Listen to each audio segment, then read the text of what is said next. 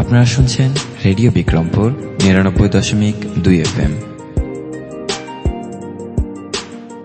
প্রাণের কথা মনে সুর, রেডিও বিক্রমপুর 99.2 FM।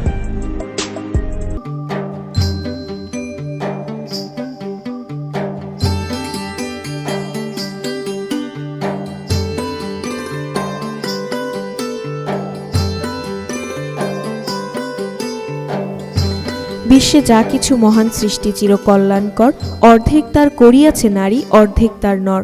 সুপ্রিয় শ্রোতা, সবাইকে প্রীতি ও শুভেচ্ছা জানিয়ে শুরু করছি নারীর ক্ষমতায়ন, মত প্রকাশের স্বাধীনতা ও অধিকার আদায় করণীয় বিষয়ক রেডিও ম্যাগাজিন অনুষ্ঠান অপরাজিতা। আজ শুনবেন অনুষ্ঠানের ১২তম পর্ব। আমাদের এবারের বিষয় নারীর প্রতি সামাজিক দৃষ্টিভঙ্গির পরিবর্তন। পুরো অনুষ্ঠান জুড়ে আপনাদের সাথে থাকবো আমি সাদিয়া। প্রিয় শ্রোতা, আপনারা শুনছেন রেডিও বিক্রমপুর ৯৯.২ FM।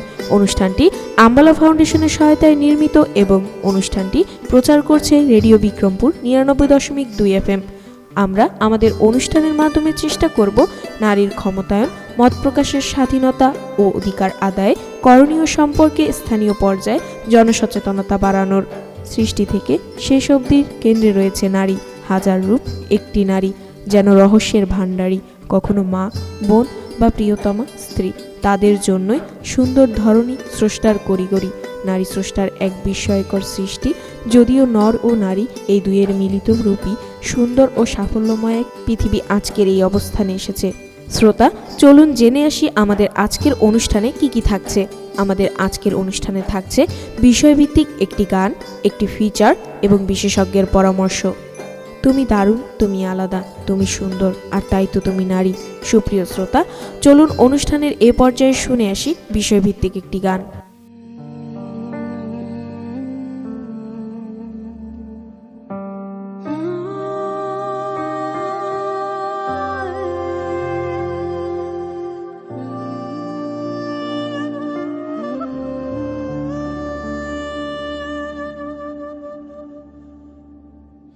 একটি ছিল ছোট্ট মেয়ে, স্বপ্ন দু চোখ ভরা, পড়বে খেলবে ছুঁয়ে দেবে ওই আকাশের তারা। হঠাৎ করে তার উপরে নেমে এলো ঝড়, ছোটবেলায় বিয়ে হলো, আপন হলো পর। বকুল নামের সেই মেয়েটি ফুলের নামে নাম, ফুলের মতো মেয়ে তার কেমন পরিণাম। বকুল নামের সেই মেয়েটি ফুলের নামে নাম, ফুলের মতো মেয়ে তার কেমন পরিণাম।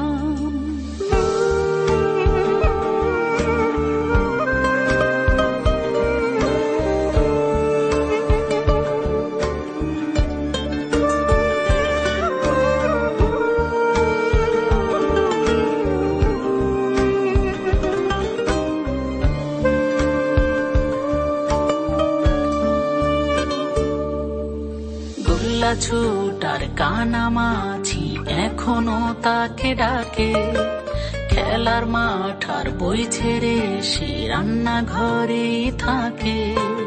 কত রকম লাঞ্ছনা যে তার কপালে জোটে, আঁচলে রোজ কান্না চেপে দিন রাত্রি কাটে। বড় হবার স্বপ্নটা তার পেল না কোনো দাম, কোন কারণে কোন দোষে তার এমন পরিণাম। বড় হবার স্বপ্নটা তার পেল না কোনো দাম, কোন কারণে কোন দোষে তার এমন পরিণাম। যদি চোখটা মেলে থাকি, যদি কানটা খোলা রাখি, এমন লাখো বকুল দেখতে পাবো রোজ। পাবো ঝরে যাওয়া লক্ষ ফুলের খোঁজ, পাবো ঝরে যাওয়া লক্ষ ফুলের খোঁজ। যদি হাতটা বাড়াই পাশে দাঁড়াই, একদিন হয়তো বা বকুলের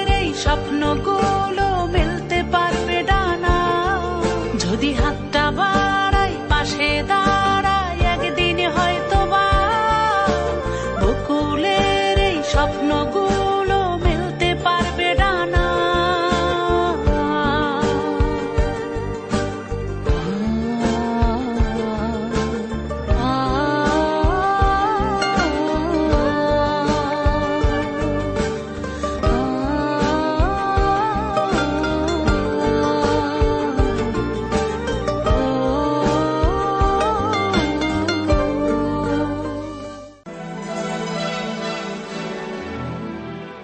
একটি নারী যেমন পুতুল নিয়ে খেলতে পারে, তেমনি ভাবে একজন নারী বিমান নিয়ে খেলতে খেলতে বৈমানিক হওয়ার স্বপ্নও দেখতে পারে। আপনার একটি ইতিবাচক দৃষ্টি এগিয়ে যেতে সহজ করে দিবে হাজারো নারীর পথ। তাই দৃষ্টিভঙ্গি বদলান, বদলে যাবে সমাজ।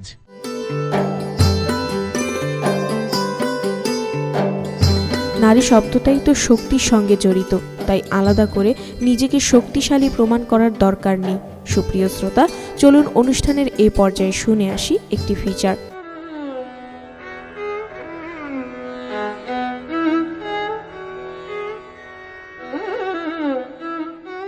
একটি মেয়ের জন্ম থেকে বেড়ে ওঠা, জীবনযাপন সবই নির্ভর করে সমাজের গঠন, কাঠামো ও প্রকৃতির উপর।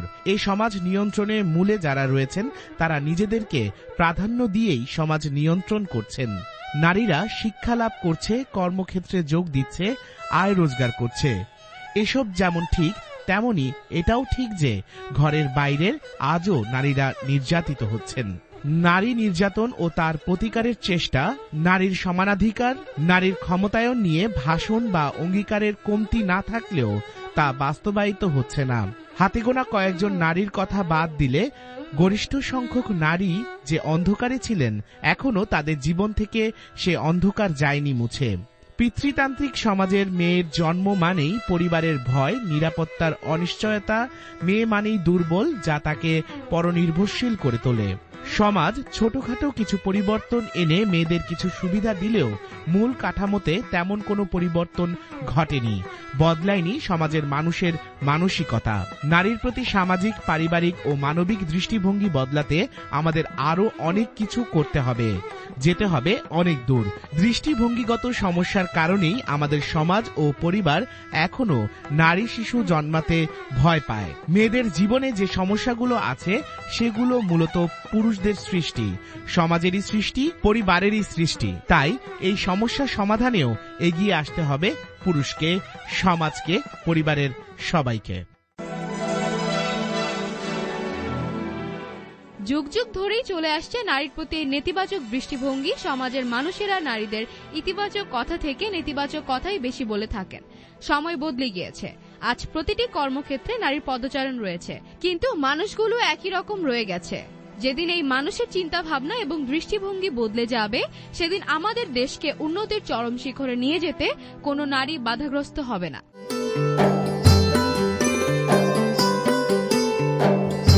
হে নারী, পৃথিবীর সবচেয়ে সুন্দর ফুল আর সবচেয়ে বর্ণময় কবিতার চেয়েও আকর্ষণীয় তুমি।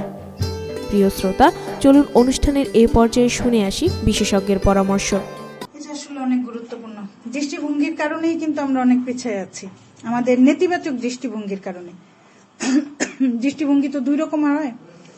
এখন আমাদের সমাজে মেয়েদের প্রতি দৃষ্টিভঙ্গি বেশিরভাগ ক্ষেত্রেই নেতিবাচক। শুরু থেকেই মানে অনেকগুলি না দিয়ে মেয়েদেরকে বিভিন্নভাবে মানে একটা সীমাবদ্ধ জায়গায় রেখে দেওয়া হয়। এখন আমরা অনেক ক্ষেত্রে মনে করি যে নারীরা এটা করতে পারবে না, সেটা করতে পারবে না, এই সুযোগ এইটাই কিন্তু মানে সমাজের দৃষ্টিভঙ্গি। তবে এই জায়গা থেকে আমরা এখন বের হয়ে আসছি। এখনো সমাজে অনেক অসঙ্গতি আছে, ঠিক আছে, কিন্তু দৃষ্টিভঙ্গি যে একেবারে পরিবর্তন হয় না এই বিষয়টা কিন্তু এরকমও না।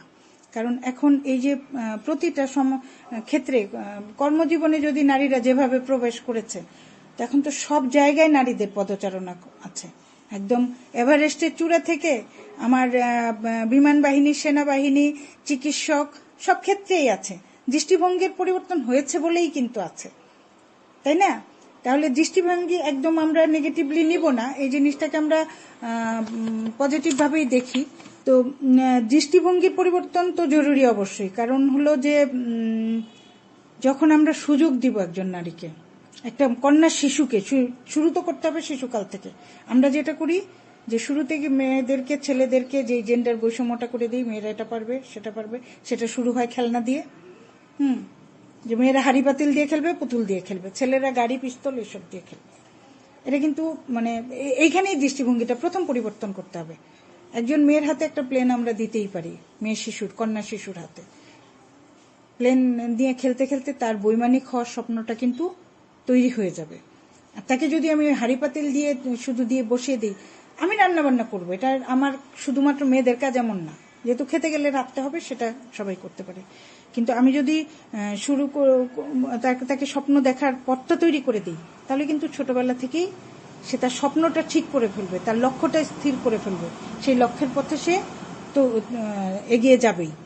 তারপরে যদি আমি সবকিছুতে তাকে উৎসাহ দিই, যে মেয়ে বলে তুমি এটা করতে পারবে না, এটা করতে পারবে না, এই কথাটা না বলে তাকে যদি হ্যাঁ তুমিও পারবে, আমার দৃষ্টিভঙ্গি যখন আমি ইতিবাচক করব এবং তাকে এই সাহসটা দিব যে তুমিও পারবে, তার ভিতরে আত্মবিশ্বাস তৈরি হবে।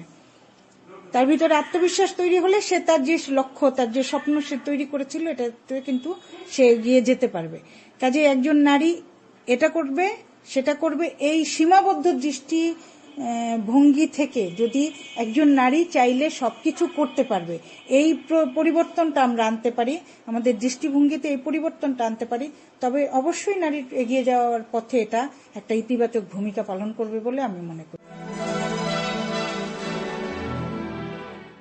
আমাদের সমাজের নারীরা প্রতিনিয়তই বিভিন্ন সহিংসতার শিকার হচ্ছে।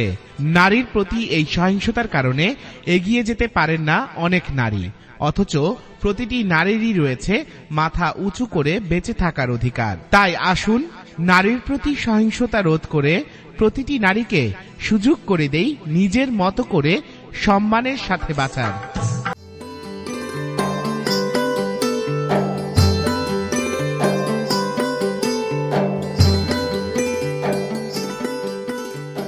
হে নারী, সমাজ গড়ার কারিগর তুমি, তোমারই মুঠোয় বিশ্বসুখ। প্রিয় শ্রোতা, আমরা অনুষ্ঠানের একেবারে শেষ পর্যায়ে চলে এসেছি। এতক্ষণ আপনারা শুনলেন নারীর ক্ষমতায়ন, মত প্রকাশের স্বাধীনতা ও অধিকার আদায় করণীয় বিষয়ক রেডিও ম্যাগাজিন অনুষ্ঠান অপরাজিতা। অনুষ্ঠানটি আমলা ফাউন্ডেশনের সহায়তায় নির্মিত। অনুষ্ঠানটি প্রচারিত হলো রেডিও বিক্রমপুর ৯৯.২ FM এ। পুরো অনুষ্ঠান জুড়ে আপনাদের সাথে ছিলাম আমি সাদিয়া। অনুষ্ঠানের আগামী পর্ব শুনতে আমন্ত্রণ জানিয়ে শেষ করছি আমাদের আজকের অনুষ্ঠান। সবাই স্বাস্থ্যবিধি মেনে চলুন, সুস্থ থাকুন, নিরাপদে থাকুন, আর সব সময় কান পাতুন রেডিও বিক্রমপুর ৯৯.২ FM এ। এবার বিদায়ের পালা। তার আগে জানিয়ে দেব আজ আমরা অপরাজিতার এই আয়োজনে সাথে ছিলাম। উপস্থাপনায় আমি সাদিয়া, প্রকৌশল সহযোগিতায় ছিলেন মামুনুর রশিদ।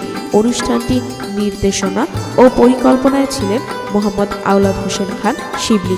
অনুষ্ঠানটি প্রচার করছে রেডিও বিক্রমপুর ৯৯.২ FM।